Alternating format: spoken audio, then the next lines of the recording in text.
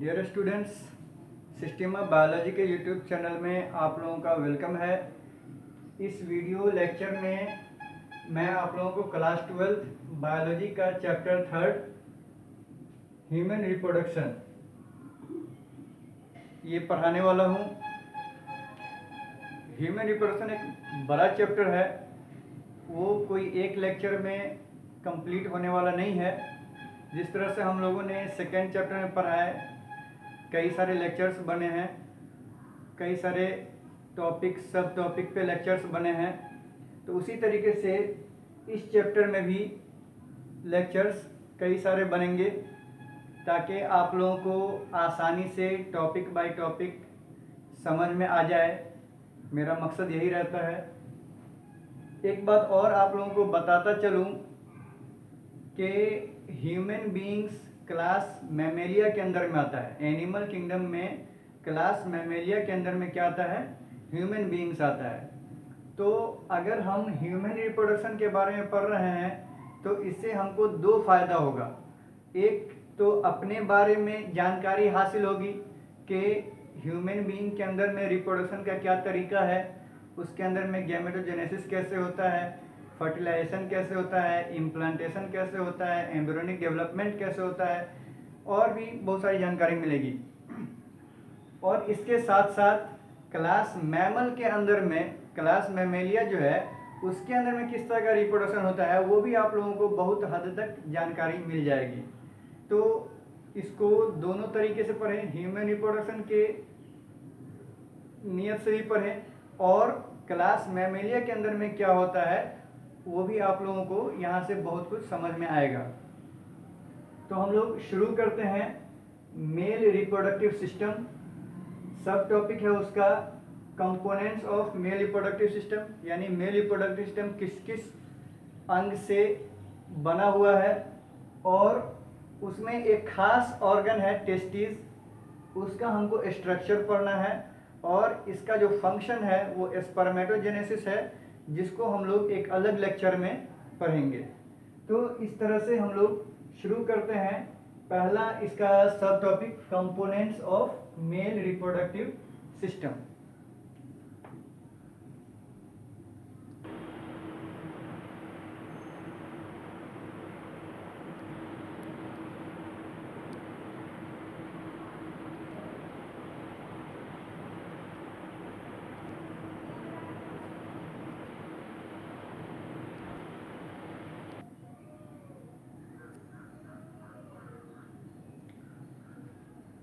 Dear students, आप लोगों के सामने ये फिगर दिख रहा है, मेल रिप्रोडक्टिव सिस्टम का ये फिगर है। मेल रिप्रोडक्टिव सिस्टम में टेस्टिस जो प्राइमरी सेक्स ऑर्गन है, मेल सेक्स ऑर्गन है, और ये प्राइमरी मेल सेक्स ऑर्गन से ये चैनल निकला हुआ है, ट्यूब लाइक स्ट्रक्चर निकला हुआ है, और फिर वो यहाँ पे कुछ अंग है, उसका फिर यहाँ एक अंग है, और फिर फाइनली वो बाहर की तरफ निकलता है। तो इस वीडियो लेक्चर में हम लोग इसी एक एक कंपोनेंट्स के बारे में अच्छे से पढ़ेंगे कि कहाँ पर क्या है, कैसे है। ठीक है, तो आइए हम लोग देखते हैं। यहाँ लिखा हुआ है mail reproductive system includes. Mail reproductive system में क्या क्या शामिल है? तो इसमें शामिल है टेस्टिस, जो एक पेयर होता है, एक जोड़ा होता है। देखिए, ये टेस्टिस है और ये टेस्टिस है, दोनों एक पेयर होता है। ठीक है, और उसका एक्सेसरी डक्ट। एक्सेसरी डक्ट का मतलब ये हुआ कि मेल रिप्रोडक्टिव सिस्टम में जो रिप्रोडक्शन का जो प्रोसेस है उसको पूरा करने के लिए कौन कौन सा हेल्पिंग डक्ट है। तो ये एक वास डिफरेंस है, यहाँ इजाकुलेटरी डक्ट है, और ये यूरेथ्रा है, और इसके अंदर में यहाँ पे एपिडिडाइमिस होता है, उसके नीचे वासा इफ्रेंसिया होता है, रेटी टेस्टिस होता है। ठीक है, तो ये सब हम लोग जब स्ट्रक्चर ऑफ टेस्टिस पढ़ेंगे उसमें रेटी टेस्टिस, वासा इफ्रेंसिया, एपिडिडाइमिस के बारे में जानेंगे।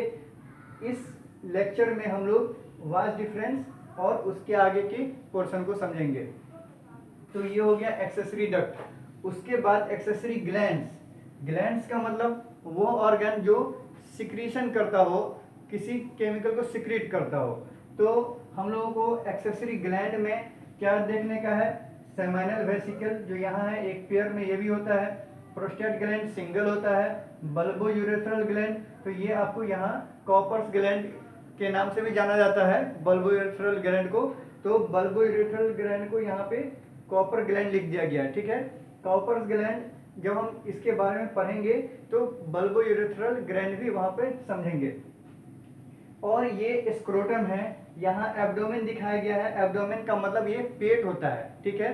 तो पेट के बाहर स्क्रोटम होता है। देखिए ये यहाँ पे दो लेग पोर्शन को मैंने दिखाया है और ये एब्डोमेन का पोर्शन है, पेट का पोर्शन है। तो ये जो स्क्रोटम है इस तरह का ये मस्कुलर पाउच होता है, वो एब्डोमेन के निचले हिस्से में लगा रहता है और एब्डोमेन के अंदर में प्रोस्टेट ग्लैंड मिलेगा, सेमिनल वेसिकल मिलेगा और ये यूरिनरी ब्लैडर है, इसी के ऊपर से लूप किया हुआ रहता है वास्ट डिफरेंस, ठीक है। तो हम लोग देखेंगे कि ये स्क्रोटम क्या है, टेस्टिस क्या है, पेनिस क्या है, उसके बाद ये वास्ट डिफरेंस क्या है, सेमिनल वेसिकल क्या है, सब के बारे में एक एक करके हम लोग अब पढ़ रहे हैं। तो एक्सेसरी ग्लैंड आपको समझ में आ गया, सेमिनल वेसिकल, प्रोस्टेट ग्लैंड और बल्बो यूरेथ्रल ग्लैंड या कॉपर्स ग्लैंड। उसके बाद एक्सटर्नल जेनिटलिया, हमें बाहर से क्या दिखता है, तो बाहर से हमें ये स्क्रोटम दिखता है, टेस्टिस नहीं दिखेगा, स्क्रोटम दिखेगा और ये पेनिस दिखेगा, ठीक है। यहाँ लिखा हुआ है पेनिस, ये यहाँ से यहाँ तक का पोर्शन दिखेगा और एक ये पाउच लाइक स्ट्रक्चर दिखेगा हमको, ठीक है। तो अब हम लोग एक एक करके पढ़ने की कोशिश करते हैं।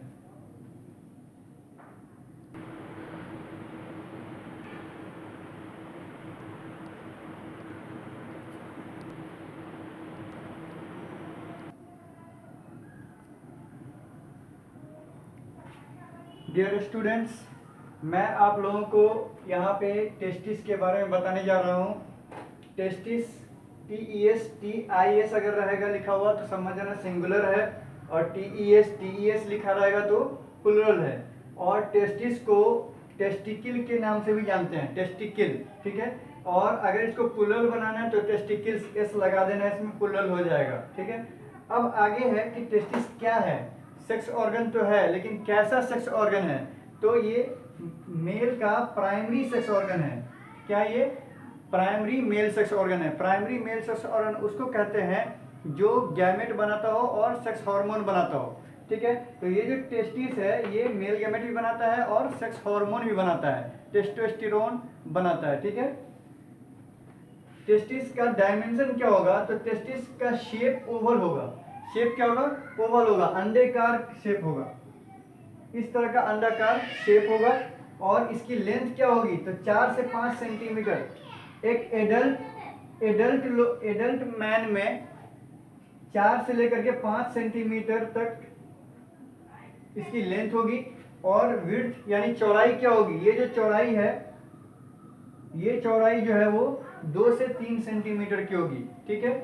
अब आगे हम देखेंगे कि फाउंड इनसाइड द स्क्रोटम, ये टेस्टिस कहाँ पाया जाएगा, स्क्रोटम के अंदर पाया जाएगा। ये स्क्रोटम मस्कुलर पाउच है जो मेल ह्यूमन बीइंग के अंदर में होता है, ठीक है। तो मेल ह्यूमन बीइंग को आप एब्डोमेन रीजन को देखेंगे और एब्डोमेन के नीचे एक मस्कुलर स्ट्रक्चर दिख रहा होगा, उसको हम क्या कहते हैं, स्क्रोटम कहते हैं, ठीक है। तो ये टेस्टिस जो है स्क्रोटम में पाया जाता है। स्क्रोटम क्या है, मस्कुलर पाउच है आउटसाइड द एब्डोमेन, एब्डोमेन के बाहर होता है, नीचे वाले पोर्शन होता है पेल्विस रीजन में होता है। किस रीजन में होता है, पेल्विस रीजन में होता है। उसके बाद आप देखेंगे the scrotum helps in maintaining the low temperature of the testis. Testis को स्पर्म बनाने के लिए, मेल गैमेट बनाने के लिए कम टेम्परेचर चाहिए। कितने कम टेम्परेचर चाहिए, ठीक है। कितना से कम चाहिए, तो जो हमारे बॉडी के अंदर में नॉर्मल इंटरनल बॉडी टेम्परेचर है उससे कम चाहिए। कितना कम चाहिए, तो the temperature in scrotum is 2 to 2.5 degree Celsius lower than the internal body temperature. जो हमारे बॉडी का अंदर का टेम्परेचर है उसे 2 से 2.5 डिग्री सेल्सियस टेम्परेचर कम ही चाहिए, ज़्यादा नहीं, कम चाहिए। और एब्डोमेन के अंदर में ज़्यादा टेम्परेचर है 98 डिग्री फ़ारेनहाइट है, ठीक है। और उसके आगे अगर आप सेल्सियस में लेंगे तो 36 पॉइंट समथिंग होगा, वो डिग्री सेल्सियस में है, ठीक है। तो यहाँ पे जो डिग्री सेल्सियस से लिखा हुआ है तो 36 point something degree Celsius temperature जो इंटरनल बॉडी टेम्परेचर है उससे 2 से 2.5 डिग्री सेल्सियस टेम्परेचर कम ही चाहिए। यानी कि मान लीजिए आप 34 पॉइंट समथिंग टेम्परेचर चाहिए, किसके लिए? स्पर्मेटोजेनेसिस के लिए, मेल गैमेट को बनने के लिए, ठीक है। तो और ये जरूरी है, अगर इंटरनल बॉडी टेम्परेचर जितना होगा उतना यहाँ पे अगर हो जाएगा तो क्या होगा कि मेल गैमेट नहीं बनेगा, और मेल गैमेट नहीं बनेगा तो स्टेरिलिटी आ जाएगी। यही कारण है कि कभी कभी कहा जाता है कि ज़्यादा आप गर्मी में मोटरसाइकिल राइडिंग नहीं किया कीजिए, बाइक राइडिंग नहीं किया कीजिए, क्योंकि उसका सीट गर्म होता है। उससे क्या होगा, आपके स्क्रोटम जो है वो फ्रिक्शन होगा उसमें और वहाँ पे गर्मी बढ़ जाएगी। हो सकता है कि टेम्परेचर जो कम होना चाहिए वो टेम्परेचर बढ़ जाएगा और स्पर्मेटोजेनेसिस रुक सकता है। तो कभी कभी ऐसा भी कहा जाता है कि बाइक राइडिंग से, हॉर्स बैक राइडिंग से यानी घुड़सवारी करने से क्या होता है कि नपुंसकता आ सकती है।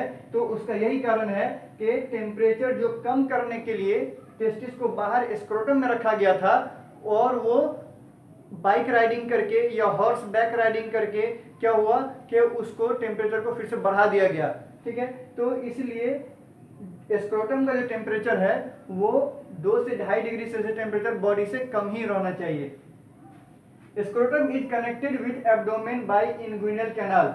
ये जो स्क्रोटम है तो बॉडी के बाहर है, एब्डोमेन के बाहर है। अब ये देखिए, ये एब्डोमेन के अंदर में गया है, ये वास्ट डिफरेंस। तो कोई तो होगा केबल, एक हॉलो सिलिंड्रिकल स्ट्रक्चर, जो क्या होगा कि वो उसको यहाँ से वहाँ कनेक्ट करेगा, स्क्रोटम को एब्डोमेन से कनेक्ट करेगा। तो उस कनेक्शन को हम कहते हैं इनगुइनल कैनाल। क्या कहते हैं? इनगुइनल कैनाल होकर के ही क्या होता है, vast difference, blood vessels, nerves, ये सब क्या होगा स्क्रोटम से एब्डोमेन में जाएगा, ठीक है। तो यहाँ लिखा हुआ है blood vessels, nerves, conducting tubes, यानी कि vast difference pass through this canal, इसी इनगुइनल कैनाल होकर के, यानी कि मान लीजिए आप ये अगर स्क्रोटम है और ये एब्डोमेन है तो क्या है कि एक मोटा सा कैनाल है, ठीक है। और इसी कैनाल होकर के आपको ब्लड वेसल भी जाएगा, वास्ट डिफरेंस भी जाएगा, नर्व्स वगैरह सब इसी होकर के पास होगा, ठीक है। तो इस कैनाल का नाम क्या है? इनगुइनल कैनाल, इनगुइनल कैनाल, ठीक है, जो यहाँ पे नहीं दिखाया गया है। तो टेस्टिस के बारे में हम लोग इस वीडियो में इतना ही जानेंगे और इसका जो स्ट्रक्चर है टेस्टिस का कि कैसा होता है, इसको सेक्शन काट करके देखा जाता है, तो उसको हम अगले लेक्चर में बताएंगे।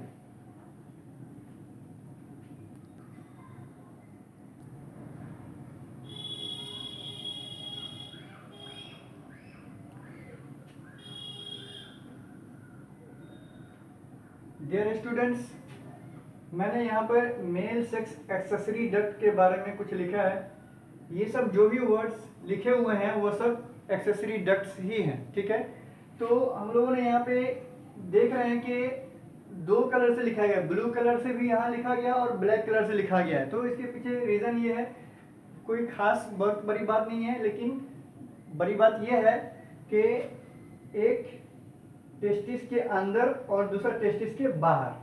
टेस्टिस के अंदर में भी कुछ ट्यूब हैं और कुछ टेस्टिस के बाहर हैं, ठीक है। तो बस यही है, यहाँ तक जो है वो टेस्टिस के अंदर है, इनसाइड द टेस्टिस, या ऐसे कह सकते हैं ऑफ टेस्टिस, ये टेस्टिस का है, ठीक है। और यहाँ पर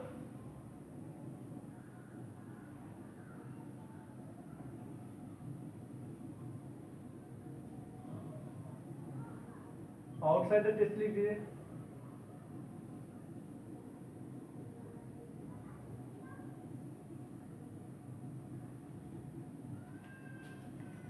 तो यहाँ देख लीजिए कि मेल सेक्स एक्सेसरी डक्ट में रेटी टेस्टिस, वासा एफरेंसिया और एपिडिडाइमिस, आप देखेंगे टेस्टिस का कुछ स्ट्रक्चर इस तरह का होता है। उसके अंदर में बहुत सारे लोब्यूल होते हैं, टेस्टिकुलर लोब होते हैं, ठीक है। इस लोब में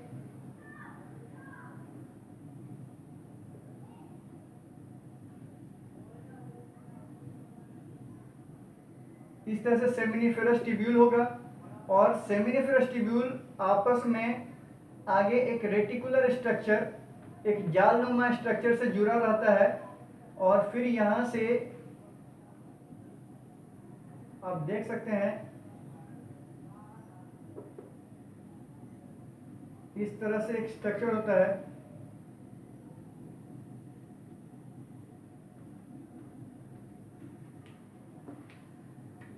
और ये पूरा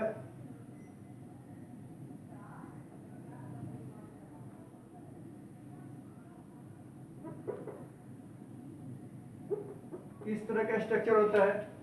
आप इसको थोड़ा सा और बड़ा बना दीजिए, एक और लोब्यूल यहाँ पे डाल दीजिए।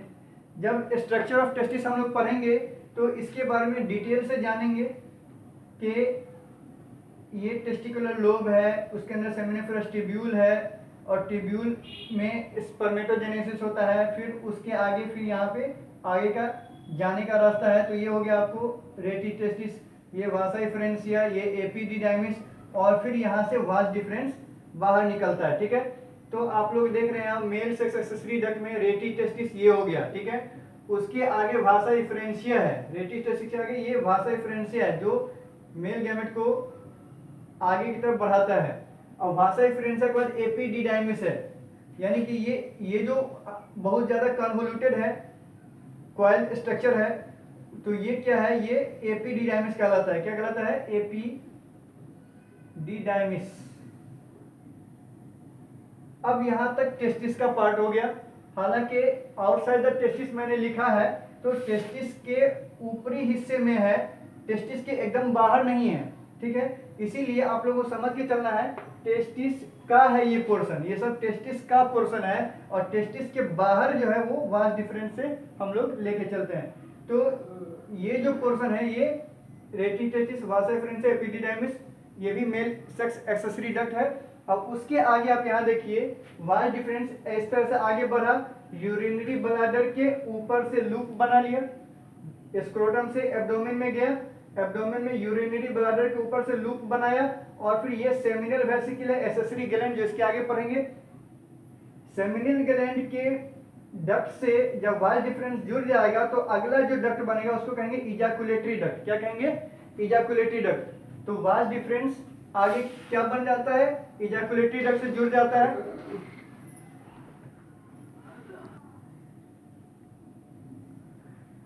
वास डिफरेंस क्या है? इजाकुलेटरी डक्ट से जुड़ गया। अब इजाकुलेटरी डक्ट आगे एक कॉमन डक्ट से जुड़ेगा जिसका नाम यूरेथ्रा है। इजाकुलेटरी डक्ट किससे जुड़ेगा? यूरेथ्रा से।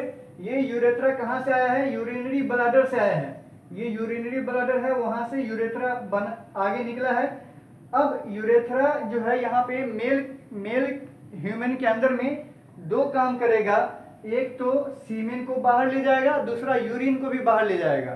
ठीक है, तो यहाँ पे यूरेथ्रा का दो काम है, एक सीमेन को ले आना, दूसरा यूरिन को ले आना। तो जब यूरिन पास होगा तो सीमेन पास नहीं होगा, जब सीमेन पास होगा तो यूरिन पास नहीं होगा।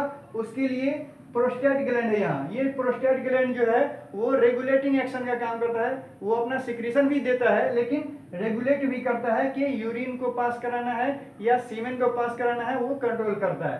ठीक है, तो इस तरह से डियर स्टूडेंट आपने ये मेल सेक्स एक्सेसरी डक्ट के बारे में पूरी जानकारी हासिल कर ली कि क्या क्या है। रेटी टेस्टिस, वासा इफ्रेंसिया, एपिडिडाइमिस जो टेस्टिस का पोर्शन है, और वास डिफरेंस जो टेस्टिस के बाहर है, उसके आगे इजाकुलेटरी डक्ट जो वास डिफरेंस सेमिनल वेसिकल के डक्ट से मिल जाता है तो इजाकुलेटरी डक्ट बन जाता है, और उसके बाद फिर वो यूरेथ्रा से इजाकुलेटरी डक्ट जुड़ जाता है जो सीमेन को आउटसाइड निकालता है। ठीक है, तो हम लोगों ने मेल सेक्स एक्सेसरी डक्ट के बारे में बहुत सी जानकारी हासिल की है। अब हम लोग पढ़ते हैं male sex accessory gland.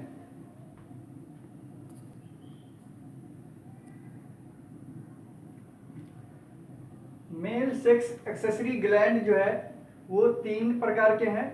Seminal vesicle, इसको वेसिकुलर ग्लैंड भी कहते हैं, सैक लाइक स्ट्रक्चर होता है इसका। प्रोस्टेट ग्लैंड जो मटर के साइज का होता है, जो यहाँ दिया हुआ है, ये ग्रीन कलर का जो गोल स्ट्रक्चर है उसको हम प्रोस्टेट ग्लैंड कहते हैं। ये दो तो सैक लाइक स्ट्रक्चर है, ये सेमिनल वेसिकल है। और बल्बो यूरेथ्रल ग्लैंड या काउपर्स ग्लैंड वो यहाँ दिया हुआ है, ये भी पेयर में होता है। देखिए सेमिनल वेसिकल क्या होगा, पेयर में होगा, प्रोस्टेट ग्लैंड सिंगल होगा और काउपर्स ग्लैंड पेयर में होगा। ठीक है, तो हम लोग सेमिनल वेसिकल के बारे में जानते हैं। It occurs in a pair, ये एक जोड़े में होगा। लोकेटेड बिलो द ब्लैडर, यानी कि यूरिनरी ब्लैडर के नीचे होगा और प्रोस्टेट के ऊपर होगा। ठीक है, उसके बाद part of seminal vesicle and vas deferens combine to form ejaculatory duct. ये सेमिनल वेसिकल है और ये वाज डिफरेंस है। सेमिनल वेसिकल वाज डिफरेंस दोनों जुड़ जाएगा तो क्या बना लेगा, इजैकुलेटरी डक्ट बनाएगा। यहाँ ये देखिए इजैकुलेटरी डक्ट बना हुआ है। अब इजैकुलेटरी डक्ट आगे क्या होगा, यूरेथ्रा से जुड़ जाएगा। तो सेमिनल वेसिकल के बारे में इतना ही है। उसका फंक्शन अब देखते हैं कि वो करता क्या है।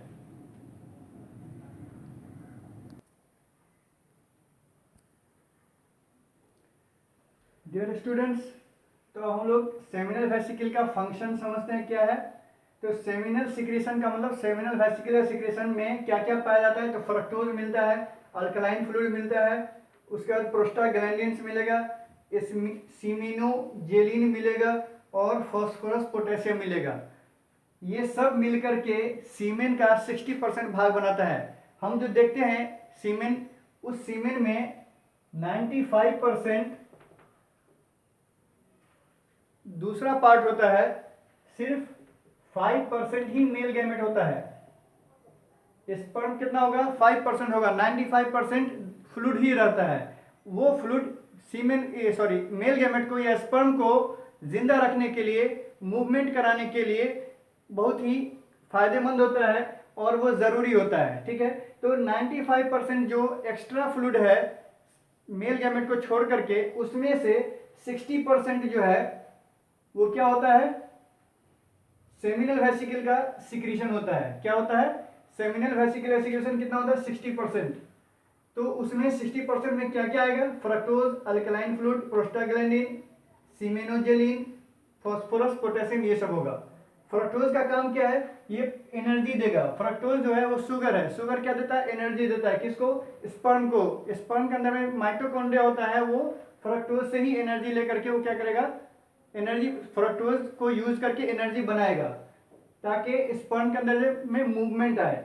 उसके बाद alkaline fluid neutralize the acidity of male urethra. देख रहे हैं यहाँ पे यूरिन भी पास होता है, सीमेन भी पास होगा। तो जब यूरिन पास होगा तो इस इन्वायरमेंट को पूरा एसिडिक कर देगा, जिससे मेल गैमेट खराब हो सकता है।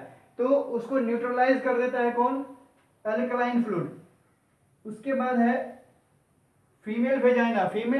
फीमेल रिप्रोडक्टिव ट्रैक्ट भी क्या होता है, एसिडिक नेचर का होता है। वहां पे पूरा माहौल एसिडिक होता है, तो उसमें भी मेल गैमेट खराब हो सकता है। तो उसको मेल गैमेट वहां पे डैमेज ना हो, खराब ना हो, इसके लिए वहां पे इन्वायरमेंट को न्यूट्रलाइज करने के लिए अल्कलाइन फ्लूइड वहां भी काम आता है। उसके बाद है प्रोस्टाग्लैंडिन। आप जानते हैं कि बॉडी के अंदर में बाहर का कुछ भी आ जाए उसके प्रति हमारा इम्यून सिस्टम रिस्पॉन्स दिखाता है, उसको रहने नहीं देता है। तो फीमेल रिप्रोडक्टिव ट्रैक्ट में भी अगर मेल गैमेट जाएगा तो उसके प्रति भी इम्यून रिस्पॉन्स दिखाई देगा।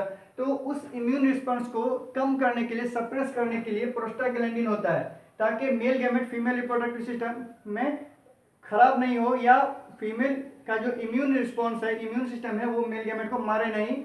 इसलिए इम्यून सिस्टम को लोअर करता है, इम्यून रिस्पॉन्स को लोअर करता है। कहाँ, फीमेल रिप्रोडक्टिव ट्रैक्ट में।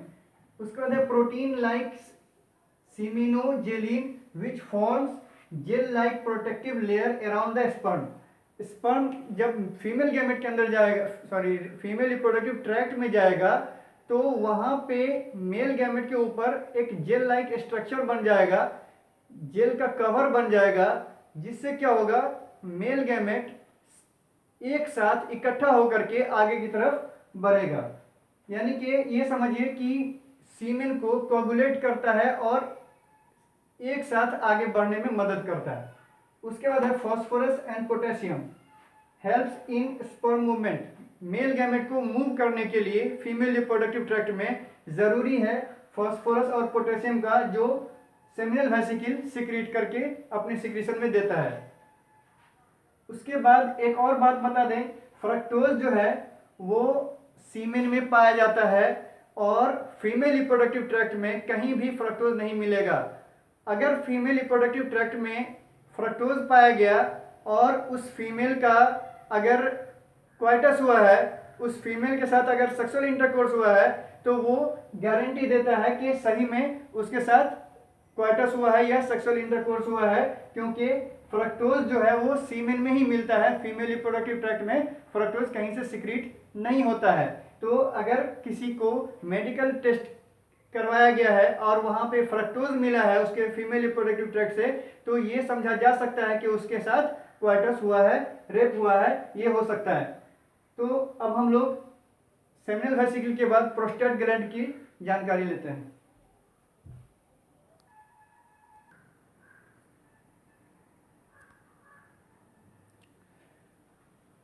डियर स्टूडेंट्स, शुरू में मैंने जब प्रोस्टेट ग्लैंड बना रहे थे तो वहाँ पे आपको पी साइज बता दिया था कि ये मटर के आकार का होता है, वो सही नहीं था।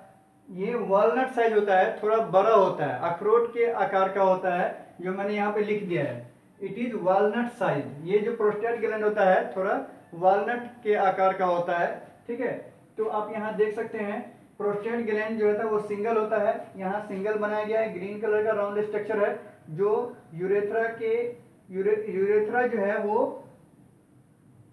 प्रोस्टेट ग्लैंड के बीच से गुजर रहा है बिल्कुल। तो यहाँ लिखा हुआ है urethra runs through the centre of the prostate. Prostate के सेंटर से यूरेथ्रा रन करेगा। इसका जो सिक्रीशन है वो 30% होता है सीमेन का, contribute 30% of semen. Walnut size होता है, located between bladder and the penis. Bladder, urinary bladder और पेनिस के बीच में होता है। In front of the rectum, ये जो लार्ज इंटेस्टाइन है उसका जो अंतिम छोर है, अंतिम पोर्शन है रेक्टम, रेक्टम के आगे होता है। रेक्टम इसके पीछे होगा, ठीक है, उसके आगे प्रोस्टेट ग्लैंड होगा। तो आप यहाँ से पता कर लिए कि प्रोस्टेट ग्लैंड का लोकेशन क्या है, यूरिनरी ब्लैडर के नीचे, पेनिस के ऊपर और रेक्टम के आगे, ठीक है। उसके बाद है urethra runs through the centre of the prostate gland. Prostate gland के बीचों बीच होकर के यूरेथ्रा आगे की तरफ बढ़ता है। It control the flow of urine and semen out of the body. Urine जब आएगा बाहर तो सीमेन नहीं आएगा बाहर, और जब सीमेन आएगा बाहर तो यूरिन नहीं आएगा बाहर। ये प्रोस्टेट ग्लैंड ही कंट्रोल करता है। Prostatic secretion is thin. Prostate gland का जो स्राव क्या हुआ, जो केमिकल्स है वो पतला होता है, मिल्की होता है। कंटेन्स मेनी एंजाइम, बहुत सारे एंजाइम उसके अंदर में होंगे। उसके साथ साथ पीएसए भी होगा। पीएसए क्या है? प्रोस्टेट स्पेसिफिक एंटीजन, जो सीमेन को पतला बनाता है, फ्लूइड लाइक बनाता है, ठीक है। और उसके साथ साथ जिंक भी होगा, साइट्रिक एसिड वगैरह भी इसमें पाया जाएगा। उसके बाद ये जो प्रोस्टेट ग्लैंड है ये बड़ा हो जाने पर बुढ़ापे में क्या होता है कि यूरिनेशन में भी प्रॉब्लम, मिक्चुरेशन जिसको कहते हैं, यूरिनेशन को, जो पेशाब का आना, उसमें भी प्रॉब्लम करता है कि वो कंट्रोल सिस्टम खराब हो जाता है और कभी भी वो क्या होता है, पेशाब उसके कपड़े में ही हो जाता है। तो ये किसके कारण होता है? मेल में प्रोस्टेट ग्लैंड के बढ़ जाने से होता है। तो उसको भी नोट कर देते हैं।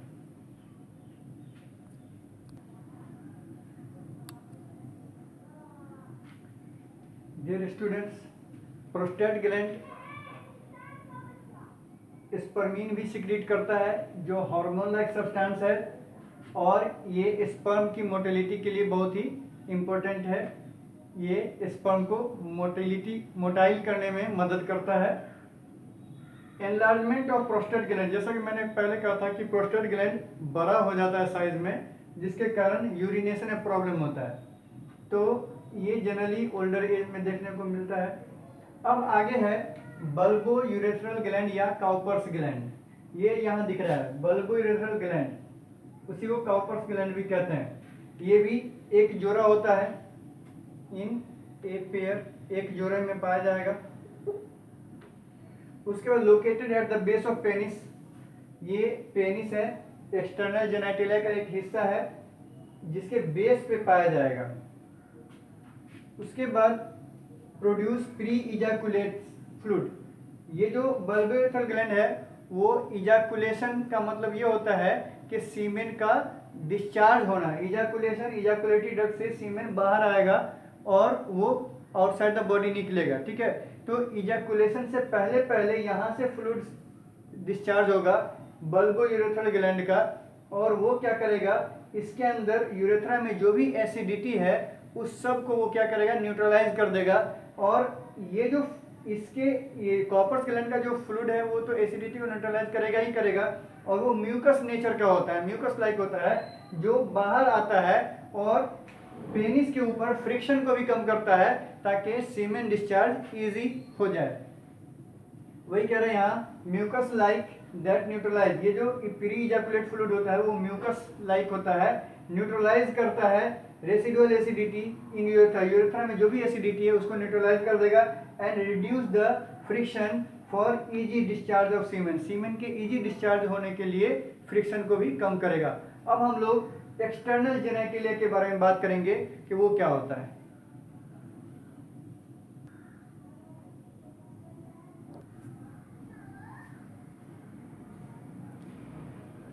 डियर स्टूडेंट्स, तो अब हम लोग इस लेक्चर के लास्ट पोर्शन पे आ चुके हैं, और लास्ट पोर्शन है क्या, मेल एक्सटर्नल जेनाइटेलिया के बारे में जानना है।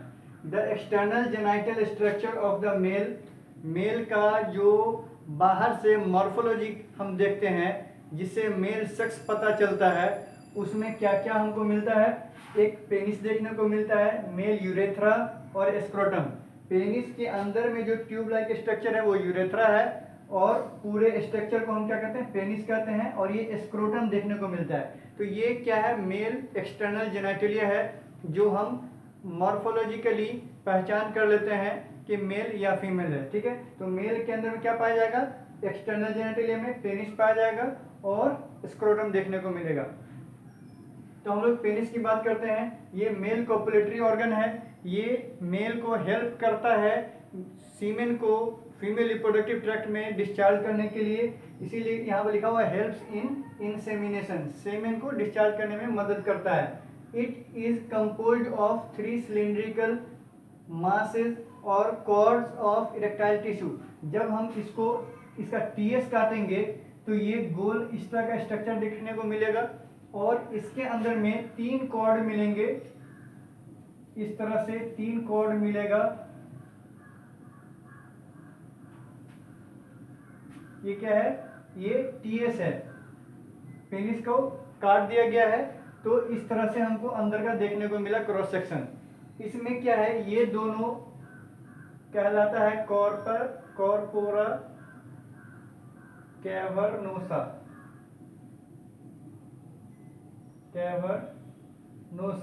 और ये नीचे वाला ये हुआ डोर्सोलैटरल, लेटरल भी है डोर्सल भी है ऊपर की तरफ से, और ये नीचे वाला वेंट्रोलेटरल हुआ। ये बीच में यूरेथ्रा होता है, ये जो यूरेथ्रा है ये नीचे वाले इरेक्टाइल टिश्यू में होता है, इसको कहते हैं कॉर्पस स्पॉन्जियोसम, कॉर्पस स्पॉन्जियोसम। उसके अंदर में ये क्या है, ये यूरेथ्रा है,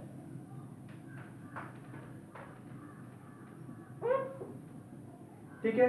तो जब एक पेनिस को काटा जाता है तो उसमें 3 तो कॉर्ड मिलता है इरेक्टाइल टिश्यू को, जो पेनिस को इरेक्ट होने में मदद करता है, ठीक है। जब इसमें ब्लड अच्छे से फिल हो जाएगा इरेक्टाइल टिश्यू में तो क्या होगा, पेनिस इरेक्ट हो जाएगा और फिर वो सीमेन डिस्चार्ज करने में मदद करेगा। तो इसमें जो 2 है ऊपर में उसको कहते हैं कॉर्पोरा कैवर्नोसा, दोनों इरेक्टाइल टिश्यू को, और नीचे वाला जो वेंट्रल पोर्शन में है उसको कहते हैं कॉर्पस स्पॉन्जियोसम, और उसी होकर के यूरेथ्रा भी रन करता है। It is composed of 3 cylindrical masses of cord of erectile tissue, the 2 dorsolateral cord of erectile tissue called corpora cavernosa, जो मैंने वहां बताया है, और आगे है 1 ventrolateral, और एक नीचे में जो है उसको कहते हैं कॉर्पस स्पॉन्जियोसम, ठीक है। Urethra run through it, urethra इसी होकर के रन करता है।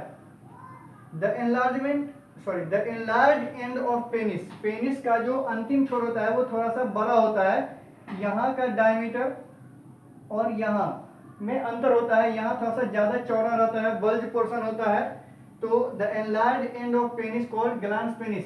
तो इस पोर्शन को क्या कहेंगे, यहां से यहां तक को क्या कहेंगे, ग्लांस पेनिस कहेंगे। और ग्लांस पेनिस के ऊपर एक स्किन का फोल्ड होता है, लूज फोल्ड ऑफ स्किन होता है, जिसको प्रीप्यूस या फोर स्किन कहा जाता है। और ये अलग अलग रिलीजन में इसके प्रति अलग अलग रिस्पॉन्स है कि जैसे इस्लाम में, क्रिश्चियनिटी में, ज्यूज में क्या करता है, इसको हटा दिया जाता है, काट दिया जाता है, उसको हम सर्कमसिजन कहते हैं। और हिंदुइज्म में क्या करता है, इसको छोड़ दिया जाता है। हालांकि मेडिकली या मेडिकल पॉइंट ऑफ व्यू से ये समझा जाता है कि इस फोल्डेड स्किन होने के कारण इसमें यूरिन का कुछ ड्रॉपलेट्स रह जाता है, ड्रॉप इसमें रह जाता है। इसके कारण क्या होता है, इन्फेक्शन होने का चांसेस बढ़ जाता है। तो इसको काट के हटा देने से भी कोई ज़्यादा फर्क नहीं पड़ता है। तो और यहाँ तक के और फायदा ही है कि फ्यूचर में कोई इन्फेक्शन वगैरह नहीं होगा। तो सैनिटी के हिसाब से, ठीक है, हाइजीन के हिसाब से क्या है कि आप इसको हटा दें तो ज़्यादा अच्छा है, और अदरवाइज कोई फर्क नहीं पड़ता है। ठीक है, तो ये क्या है, लूज फोल्डेड स्किन है जो ग्लांस पेनिस के ऊपर होता है, और इसको हटा भी दिया जाता है और छोड़ भी दिया जाता है अपने अपने मुताबिक। ठीक है, तो ये आप देख सकते हैं। तो अगर फोर स्किन को हटाया जाता है तो उस प्रोसेस को कहते हैं सर्कमसीजन।